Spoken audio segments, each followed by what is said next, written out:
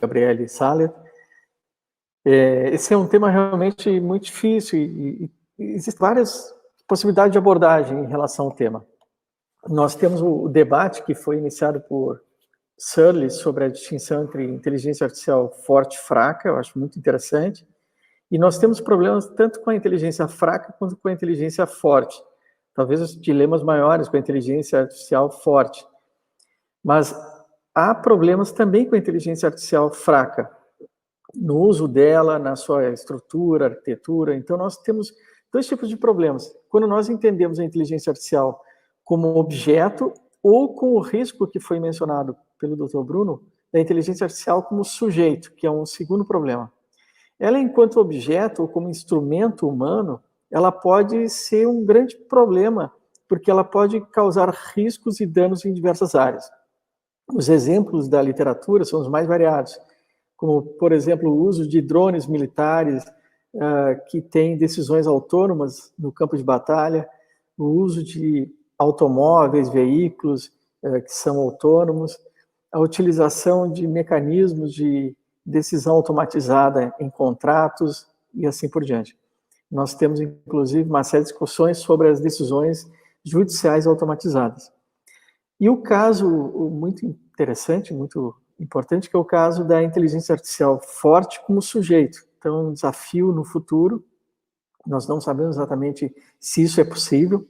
Existem teses que negam a possibilidade da inteligência artificial forte, autêntica, como as propostas por John Searle no teste da sala chinesa, que diz que nunca as máquinas vão ter conhecimento semântico, somente conhecimento sintático.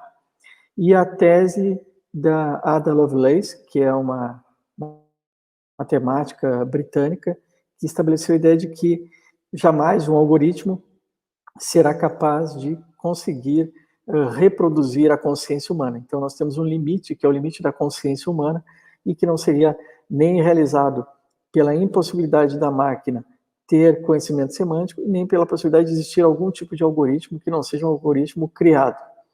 Existem algumas teses que defendem a chamada emergência de uma consciência artificial do nada, sem a criação, e alguns exemplos, talvez ilustrados pela literatura, de casos em que nós tivemos a possibilidade de emergência de linguagens por parte das máquinas sem o controle dos programadores.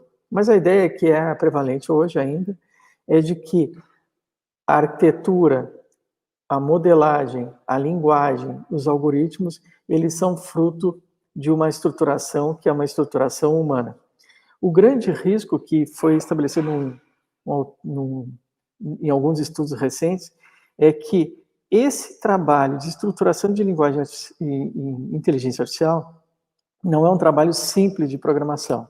Se nós reunirmos aqui meia dúzia de programadores, provavelmente nós levaremos uma década para atingir um algoritmo que seja consistente e robusto. Esse trabalho exige praticamente um esforço cooperativo muito forte. E esse esforço cooperativo, que é um esforço que é evolutivo, ele geralmente está dominado por algumas grandes software houses, algumas casas de produção de software. São geralmente as denominadas Big Nine. Então, Google, Facebook, Amazon, as empresas chinesas também, o que faz com que exista um perigo ainda muito maior, porque o controle dos mecanismos de ingresso, de preenchimento, de entrada de informações, a arquitetura do sistema, os mecanismos de ponderação e valoração e o controle dos mecanismos de saída estão nas mãos de meia dúzia de grandes empresas no mundo. E isso faz com que nós realmente devemos ter uma certa preocupação. Eu, como sou tributarista, eu tenho uma preocupação com tributos, né? E aí a minha preocupação é dirigida ao Estado. Imaginem que nós podemos, na nossa vida privada, termos uma série de decisões, e muitas vezes nós podemos exemplificar que essas decisões não são claramente expressas publicamente.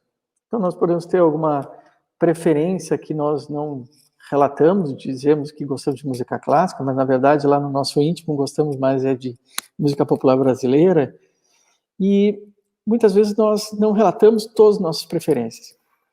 Mas na rede e nas nossas operações financeiras é muito difícil negar as nossas escolhas, as nossas preferências. As preferências ficam marcadas, registradas, e imaginem que se houvesse um poder que soubesse todas as nossas preferências.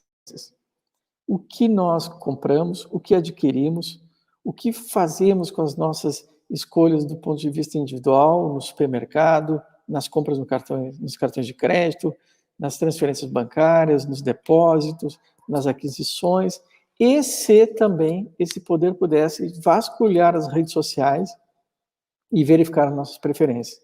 Imagine que esse poder ele não tivesse controle suficiente por parte da sociedade. Bem, essa é uma possibilidade real e se chama super receita. Há uma possibilidade de conexão completa entre todos os níveis de receita. A receita que cuida de serviços, das mercadorias, da renda, e que faça a verificação dos sinais de riqueza em todos os locais. E que esse sistema fosse virtualizado, né, que ele pudesse ser manipulado com capacidade de predição. Então, nós estamos hoje num momento muito difícil, porque esse sistema pode, inclusive, ameaçar o futuro da democracia e a própria ideia de economia que nós temos. Então, eu tenho realmente uma preocupação muito grande, não somente com a internet e com a inteligência artificial fraca, que com certeza causa uma série de debates e necessidades, mas com a inteligência artificial forte, mas com a implementação disso por grandes grupos empresariais e pelo Estado.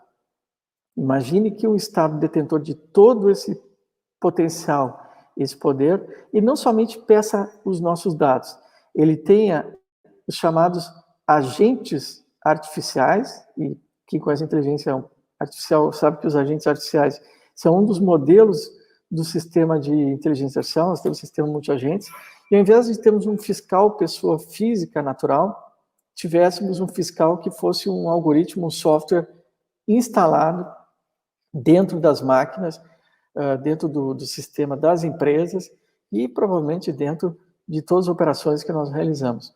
Nós teríamos um Big Brother fiscal que nos acompanharia e que responderia a alguns elementos. A capacidade da sociedade civil responder e compreender o que está ocorrendo é muito complexa, porque esses sistemas são muito sofisticados. São sistemas que não emergem de uma hora para outra. Eu tenho acompanhado alguns projetos na PUC. A PUC possui alguns laboratórios de inteligência artificial e o esforço para realizar a criação de alguns desses elementos é um esforço extraordinário.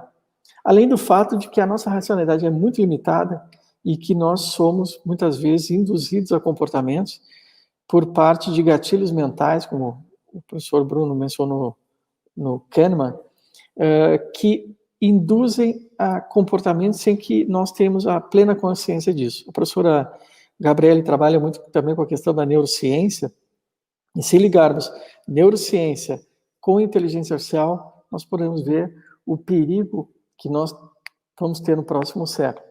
No direito tributário, eu tenho discutido, debatido, né, e dialogado sobre a possibilidade de nós criarmos um novo capítulo de limitações constitucionais ao poder do Estado, no caso de tributário, seriam limitações constitucionais ao poder artificial de tributário, a esse novo poder artificial que nós ainda não conhecemos.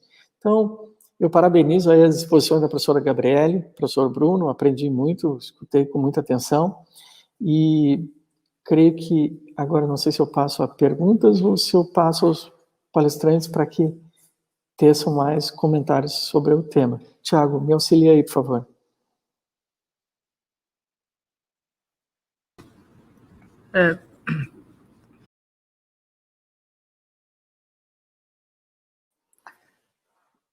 Posso falar, Tiago?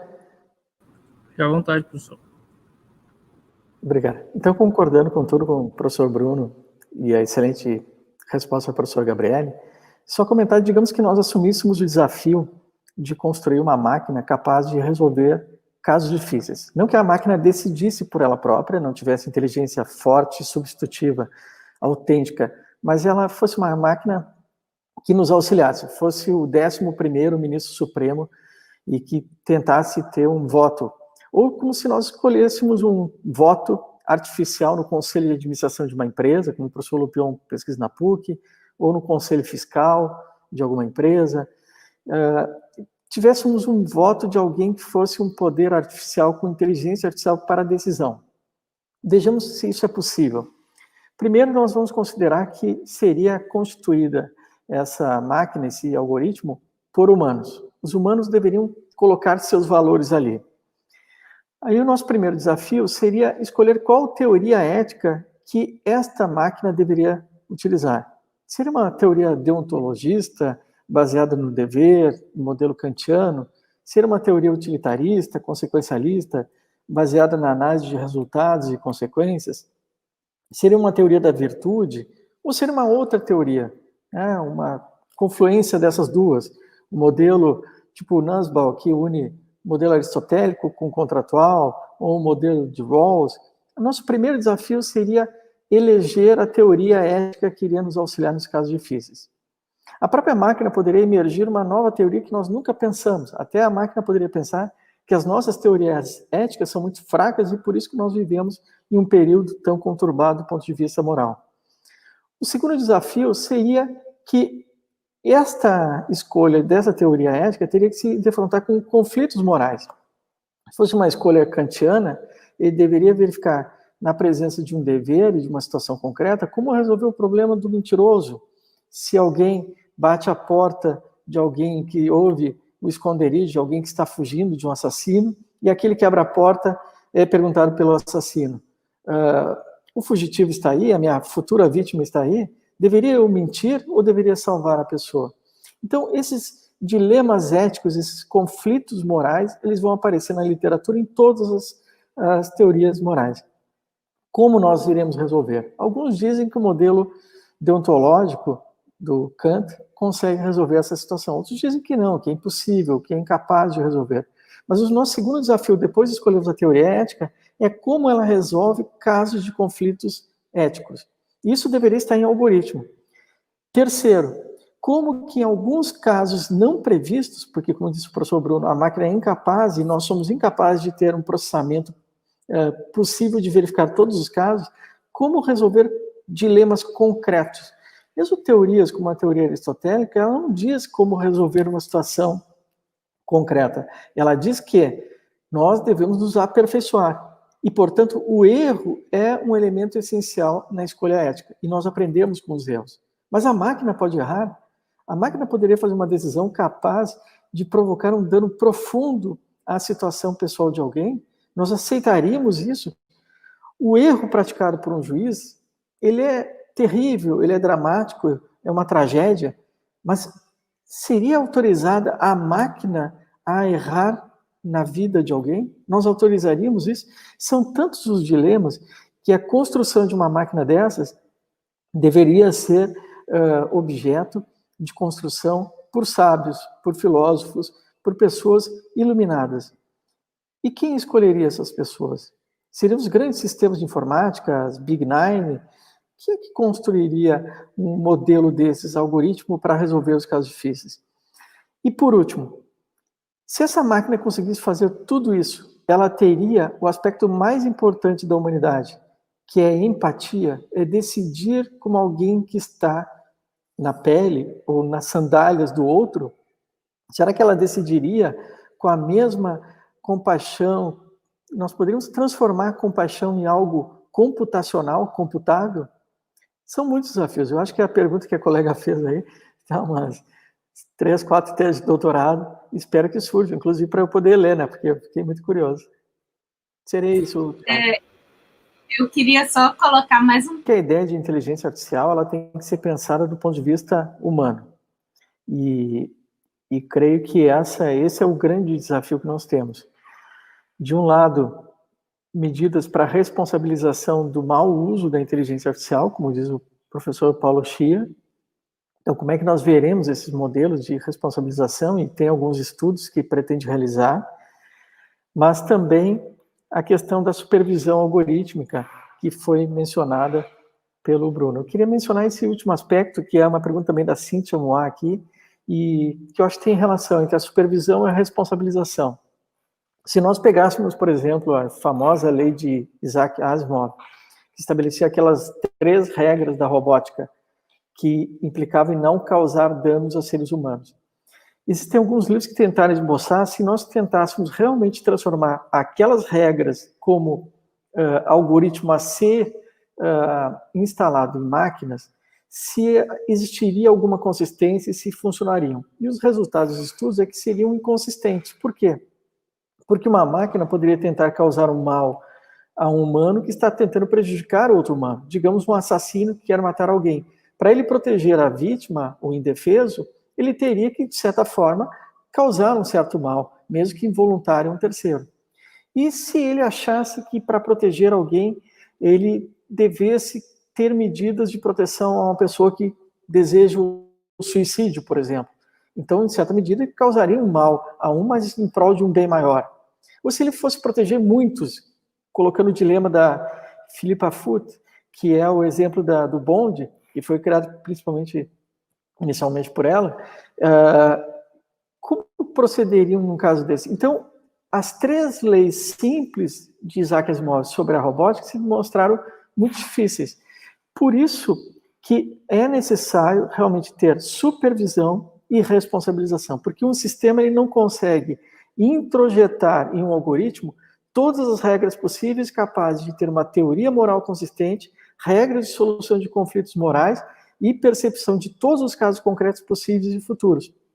O humano é inafastável. A inteligência artificial aqui, ela deve ser mais entendida do ponto de vista antropocêntrico, como disse a professora Gabriele. Então, nós vamos ter que pensar em como ter regras para esse modelo. E eu creio que o que é mais assustador é que durante toda a nossa história, e vem desde a época dos mitos até grande parte da filosofia, a ideia de que a nossa alteridade, o nosso confronto era com o natural, era com a natureza, as limitações da natureza. A partir de certo momento, nós temos o chamado dilema de Frankenstein, que é o dilema da criação de algo que vai se movimentar contra o Criador, contra aquele que acaba criando o elemento. Por incrível que pareça, eu acabei lendo uns livros sobre a teoria filosófica por detrás da obra da Shelley, que trabalha com Frankenstein, e é muito interessante, porque há toda uma discussão de como aqui nós estamos criando um ambiente artificial que nós criamos e que poderá se voltar contra nós mesmos. E a nossa tentativa de unir partes desconexas é semelhante ao corpo desconexo do Frankenstein. E nós vamos inserir uma parte aqui, outra parte ali, mas sem coerência nenhuma, e o resultado pode ser muito pior. Então, nós temos vários dilemas aí, mas eu creio, professor Paulo Teixeira, que a ideia de responsabilização com base nas categorias antigas ainda se aplicam, mas, claro, adaptadas, né, como tudo na vida, principalmente com esse olhar antropocêntrico que disse a professora Gabriele, e isso também se aplica à pergunta da Cíntia Moá, que é a questão da supervisão humana, que vai sempre ocorrer ex ante, procedendo ex post. Por quê? Porque em qualquer momento nós vamos ter que parar a linha de montagem, em qualquer momento nós vamos ter que parar o funcionamento ao mínimo sinal de descontrole.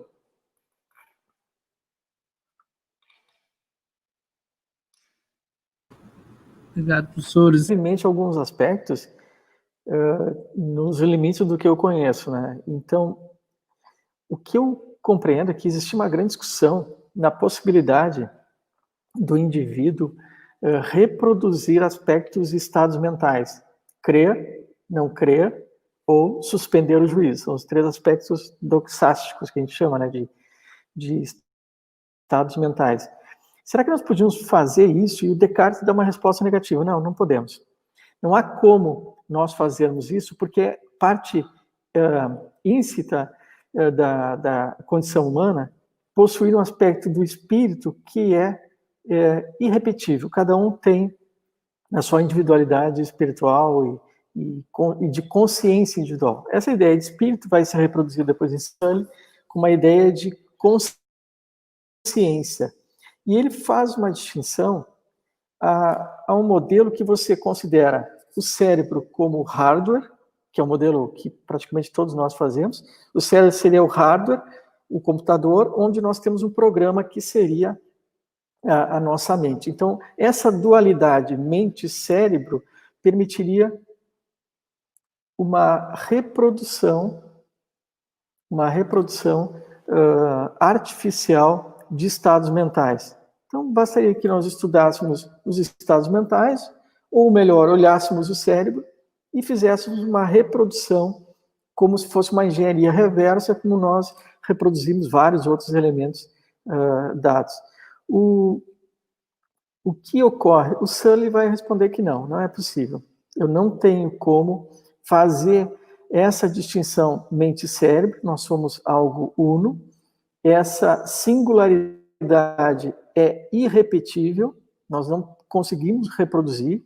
Se nós criássemos um algoritmo e colocássemos dentro de um outro mecanismo, que seria um aparato artificial, isso não seria a mesma coisa que um indivíduo, por isso a condição humana é singular e ela é de uma potência extraordinária.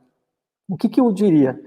Que o papel que a neurociência tem, sim, eu concordo, é de auxiliar no impedimento a vieses que são dados, que são utilizados dentro desse sistema de uma forma geral. Mas o que eu creio, assim, de modo mais importante? Eu creio que nós vamos ter que considerar que o humano, a condição humana, é uma condição frágil, fundamental e que tem que ser protegida em relação a esses poderes artificiais e assim por diante. Mas eu também não sei como. Mas uma coisa que eu tenho certeza é que estes estudos de neurociência, eles foram fundamentais para que a gente possa, pelo menos, combater algoritmos discriminatórios ou enviesados, para que nós possamos combater sistemas de inteligência artificial que são enviesados. Tá? Mas, com certeza, nós temos tendências aí de tentativas de reprodução de modelo de consciência individual. Alguns dizem que nós poderemos chegar ao ponto que o professor Bruno mencionou, que é do surgimento de uma consciência artificial. Será que isso é possível? Né? Parece coisa de ficção científica mesmo, né? Ou de emergência de uma consciência artificial. Eu creio que uma teoria ética responsável, uma teoria jurídica responsável, deve responder que sim, é possível, e lidar com as consequências negativas. Uma teoria responsável não pode fechar os olhos para essa possibilidade. E essa possibilidade ela tem que ser tratada pelo direito, mesmo que seja uma possibilidade reduzida. Isso é um fenômeno demarcador na história da humanidade e nós não podemos irresponsavelmente excluir essa possibilidade com todos os riscos que ela tem para essa frágil condição humana. Muito obrigado, professor Paulo. Temos agora a pergunta da Adriana Chia. Então, professor Paulo, imagina a substituição dos auditores fiscais pela inteligência artificial? Esse tema tem sido muito discutido no ambiente da reforma administrativa. Questão aí bem atual. Então, se eu quiser começar... O que eu acho, assim, eu agradeço, Adriana, e eu acho que é um bom modelo, sabe por quê? Tem estudos que dizem que 80% dos processos na Receita Federal são de baixa complexidade e baixo valor. São de pequeno valor e de baixa complexidade. Para esses 80% dos processos, nós utilizamos auditores extremamente preparados, qualificados, que demoram para dar respostas ao contribuinte. E aí o contribuinte não tem devolução e restituição automática, não tem cálculos automáticos, ele tem um atendimento demorado, os processos demoram muito. Se a gente pudesse ter um mecanismo de inteligência artificial fraquíssimo, e eu até diria automatização, nem diria inteligência artificial, eu não preciso ter predição, eu não preciso ter muitas coisas sofisticadas. Se eu tiver simplesmente automatização eficiente, em que a gente pudesse ter esses 80% dos processos resolvidos por modelos automatizados, nós ganharíamos muito tempo. E se nós tivéssemos modelos que auxiliassem o contribuinte, olha, contribuinte, você está errando esse modelo aqui, sua conduta está indo para o caminho errado. Eu nem digo o lado de autuação, mas o lado de auxílio, de colaboração. Seria muito importante. Eu acho que isso está sendo discutido na reforma administrativa, na reforma tributária, e eu creio que esse caminho pelo governo eletrônico, não é GovTech, que a gente chama, né? É um caminho inteligente, é um caminho que nós devemos seguir. As principais economias do mundo, a Coreia do Sul, a Alemanha, são extremamente robotizadas, extremamente automatizadas. Isso faz com que o indivíduo saia de serviços que são absolutamente insalubres. Nós temos que substituir coletores de lixo por, sei lá, drones, robôs. Nós temos que tirar os indivíduos das condições miseráveis que têm em algumas situações. Não é possível, no século XXI, a gente não avançar em alguns aspectos. Não tem por que um contador fazer milhares de procedimentos automatizados, cansativos, tediosos, que uma máquina faria, e nós deixássemos o indivíduo realizar um trabalho que fosse mais nobre. Então, eu sou muito fã dessas alternativas, dessas soluções, e nem preciso chegar em inteligência artificial, muito menos a forte, né? Eu já diria, automatização inteligente, eficiente, seria já importante. Espero que eu tenha auxiliado a resposta da colega que fez a pergunta aí. A Shir, né? Eu queria